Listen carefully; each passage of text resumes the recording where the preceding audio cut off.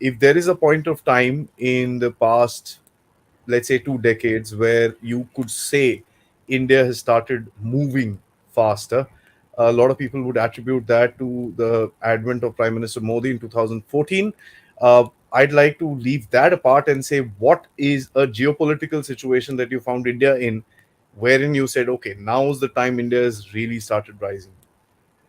Uh, Adi, first let's start with economics. We can So, start with Modi later on and the geopolitics later on.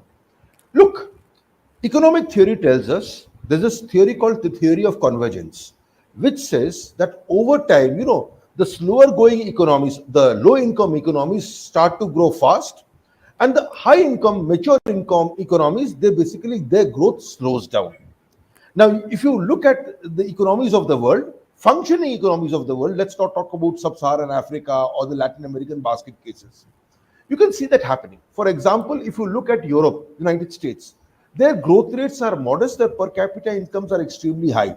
On the other hand, you have countries like China, you have countries like India, etc., whose per capita incomes are low, China higher than India's, but our growth rates are high. So, in any sense, what would have happened is, without Modi, this process of catching on would have continued. But as I said, this catching on is not necessarily assured. It's a natural tendency, it's not necessarily assured. Otherwise, poorer African economies would have grown faster. So it's extremely important to have the necessary institutions that support this particular growth. You have to have free markets, you have to have a government policy, you have to have courts, a legal structure that supports all this. Now let's get back to 2014. In 2014, in the run up from 2004 to 2014, and this is important, we were in the country was in the middle of a policy sclerosis. There was a policy paralysis. The country was just not moving. It's very well for critics of this government to point out to that area and say, look, growth rates were very, very high. Actually, the foundation for those particular growth rates, I would argue, were laid before that. The golden quadrilateral that Atal Bihari Vajpayee started was at least in part responsible for this. Secondly, you had very irresponsible banking policies which gave credit to left, right, and center.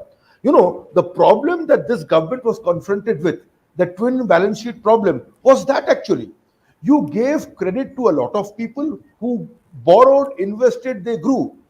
So you had countries, this Bhushan Steel. Nobody had heard of Bhushan Steel before 2004.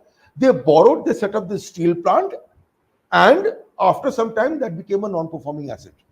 Now 2004 and 2014 also marked the time where companies like Tata, instead of expanding their domestic steel production, started to acquire assets abroad.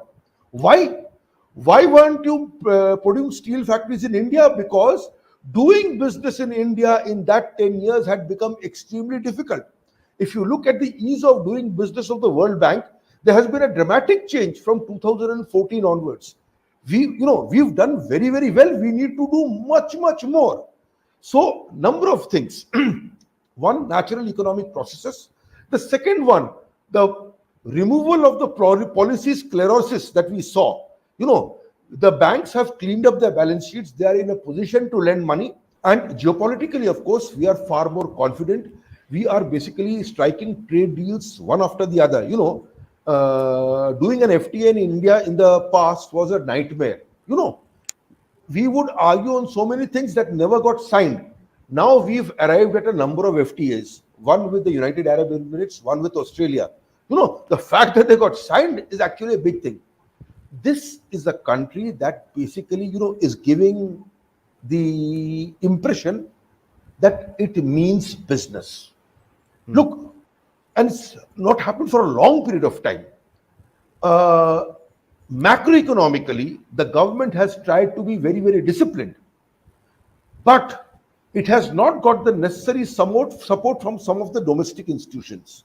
And if you ask me which of those institutions, I'll be happy to tell you which ones. please, sir. Okay. If you look at our macroeconomic policies, The government from 2014 all the way till 2019 tried to cut down its fiscal deficit. We tried to live within our means. Now, what happens is when you start cutting down your deficit, you expect the central bank to reciprocate by cutting down interest rates. So that, yeah. So, see, there are two ways to stoke the economy. One is to raise government expenditure. What that does is to raise interest rates, and it crowds out private investment. This government tried to live within its means and thought that the Reserve Bank of India would lower its interest rates and that would promote private investment. But for 6 long years, that did not happen because of the cussed nature of certain Reserve Bank governors who ensured that rate cuts were far less than what was required. Real interest rates in that particular period, from 2014 to 2019, rose phenomenally. With those kind of real interest rates, it's very difficult to invest. So when people say, why did India slow down? That was the elephant in the room. People talked about demonetization, 1001 things. No, real interest rates was rising very, very fast from 2014 to 2019. And I lay that at the door of the central bank. Today, of course, the central bank has become far more dynamic, far more proactive. Ironically, it has happened at a time when the stewardship of the Reserve Bank is not with an economist, but is with a civil servant who does not have a degree in economics. So it shows that central banking needs more common sense than the knowledge of economics.